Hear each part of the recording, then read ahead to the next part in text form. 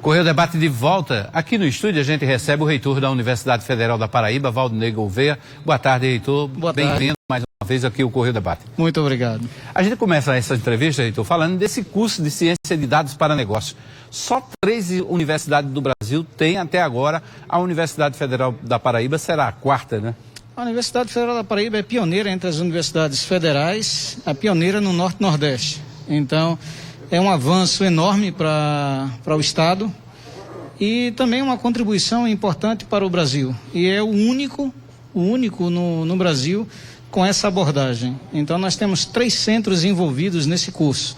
Então, nós temos o Centro de Informática, o Centro de Ciências Sociais Aplicadas, que abriga o curso, e nós temos também o Centro de Ciências Exatas e da Natureza. Então, nós temos uma abordagem muito profissional para um curso que é de qualidade e tenho certeza vai dar muito o que falar, positivamente. Deixa eu fazer a correção, na verdade a Universidade Federal será a terceira. Será a terceira e a primeira no Brasil com essa abordagem. Com essa abordagem. E é interessante que é um curso voltado para um mercado novíssimo, né? Um curso de gestão de dados. Um mercado que mais se expande, então hoje todas as nossas condutas estão sendo muito captadas. Não é à toa que a gente entra na internet, busca uma TV e começam a aparecer TVs. O gerenciamento de grandes bancos de dados é uma realidade. Então, inclusive para o comércio, para práticas de marketing, para tendências eleitorais, para tudo isso.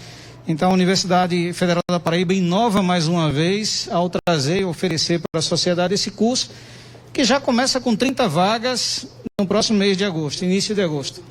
Heitor, tem uma proposta de aplicação de um bônus especial nas notas do Enem para estimular a entrada de estudantes de escolas públicas e privadas do Estado na universidade. Como é que funciona esse bônus? Sim, veja, primeiro contextualizar. Então, diversas universidades no Brasil, são 9 já, e outras 3 estão em processo e cada dia aumentando, de garantir que os estudantes do local eles possam ser de algum modo beneficiados no sentido de que permaneçam no Estado. Então, só para você ter ideia, uma pesquisa nossa do LEMA, o Laboratório de Economia e Modelagem Aplicada, revela que 2000 a 2013, cerca de 60% das pessoas que concluíam o curso na UFPB iam embora para outros estados. E o que nós queremos é que a Paraíba se capacite. A Paraíba tem um potencial para profissionais de qualidade. Então, em todas as áreas, em ciências humanas, da saúde, exatas. Isso nós só vamos conseguir se tentarmos abrigar também aqui os paraibanos, as pessoas que concluam o ensino médio e residam na Paraíba. Heitor Valdinei Gouveia, a gente ainda vive esse processo pandêmico, né, aqui no Estado. Claro que a vacinação está avançando. E por conta disso já se fala na volta das aulas presenciais na rede pública. A Universidade Federal da Paraíba está preparada para essa volta?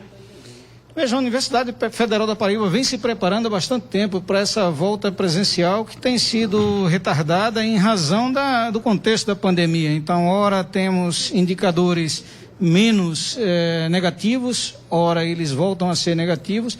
Parece ser que entramos numa fase agora de estabilização. Então, por exemplo, em diversos hospitais da Paraíba temos pouquíssimos casos nas UTIs e isso é muito positivo.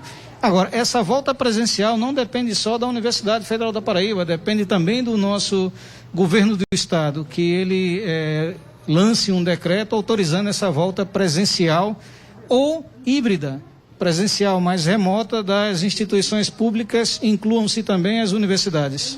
Já tem a volta de forma híbrida para as instituições de ensino superior privado, né? Por exemplo, aqui vizinho a João Pessoa, que é uma universidade particular, já está no território de Cabedelo, mas já está funcionando. Nós temos que expandir isso. Eu estou entendendo que a sociedade não tem parado. Então, sobretudo nesses meses mais recentes. Então, precisamos analisar com responsabilidade, mas é momento de ir voltando e irmos nos preparando para uma volta segura às atividades e, sobretudo, agora que avança a vacinação em diversas cidades do estado da Paraíba. A esperança é que possamos ter até o final de outubro, segundo comentam alguns dos governantes, quer municipais ou estadual, que a vacinação estará muito mais adiantada entre a população adulta, que é a que comumente atende à universidade. Além do que, todo o corpo docente já está, se não praticamente todo vacinado, está chegando próximo disso, né? Toda a comunidade universitária, pelo menos, já recebeu a primeira dose.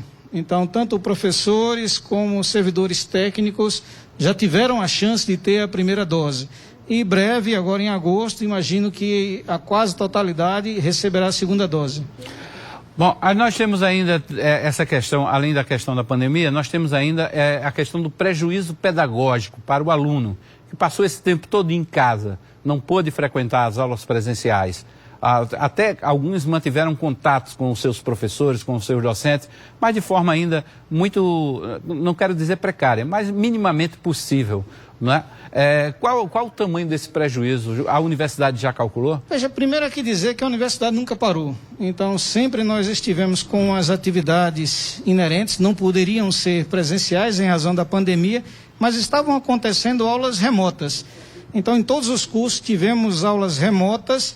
O prejuízo que eu entendo como sendo grande é essa falta de contato pessoal, esse aproximar, esse olhar nos olhos, esse aprender estando ao lado. Eu acho que isso, mas não é uma especificidade da Paraíba, isso é no mundo. Então, esse foi o maior prejuízo. Obviamente, nós temos, sobretudo para os mais jovens, e essa chegada à universidade, encontrar com essa situação, eu acho que ninguém conseguiu ainda dimensionar os prejuízos dessa pandemia, quer no âmbito pessoal, social, da saúde ou econômica. Então, estamos ainda por definir. Por exemplo, quem passou no Enem do ano passado, vai se matricular, já está matriculado, essa frequência nas aulas presenciais, de certa forma, tem um grande impacto. Foi gerada toda uma expectativa ao longo da vida estudantil.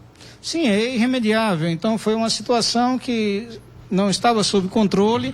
Infelizmente aconteceu essa pandemia e nós tentamos fazer o melhor que o contexto permitia. Então, essas atividades remotas, essa interação que havia sempre entre os professores, alguns laboratórios não pararam porque não tinham como parar, inclusive com presença de professores, de estudantes, mínimas sobre controle em contexto de máxima segurança possível.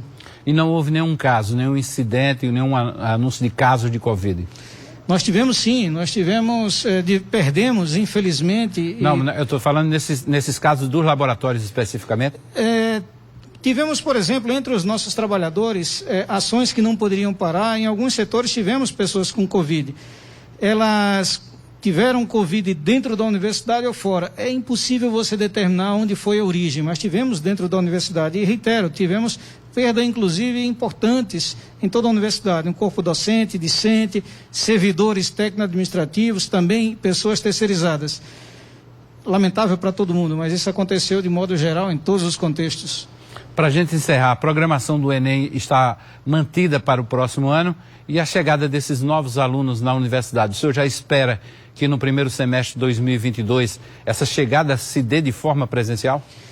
Uma coisa é esperar, outra coisa é o que vai acontecer. Então, nós não esperávamos essa pandemia. Então, o que eu gostaria que acontecesse é que tivéssemos, de fato, em 2022, aulas presenciais. Mas não está sob controle da reitoria nem de ninguém, né? Então, só ele sabe exatamente o que vai acontecer. Não obstante, estamos preparados para, caso aconteça, possamos. E aí o governo do estado tem um papel fundamental, inclusive para liberar, em razão das evidências. E se o senhor fosse escutado hoje, fosse ouvido pelo governo estadual, municipal, o senhor diria a universidade está pronta para voltar? Eu pedi ao nosso governador, inclusive, alguns meses atrás, que favorecesse o ensino híbrido nas universidades e que favorecesse também a vacinação de toda a comunidade, incluindo de nossos estudantes, professores, técnicos. O mesmo pedido foi feito ao nosso prefeito e o prefeito ele atendeu no caso da vacinação do corpo docente e também dos trabalhadores. Infelizmente não chegou ainda a oportunidade, porque vem de cima essa determinação de quem pode ser vacinado dos nossos discentes. Rogamos, torcemos e pedimos ao governador, ao prefeito, inclusive encaminhamos documentação solicitando que sejam vacinados os nossos discentes. Reitor Valdinei Gouveia, muito obrigado pela presença aqui no Correio Debate, mais uma vez, seja sempre bem-vindo. Nós que agradecemos, Hermes, sucesso, um programa importantíssimo na sociedade paraibana. Parabéns. Obrigado mais uma vez. Bom,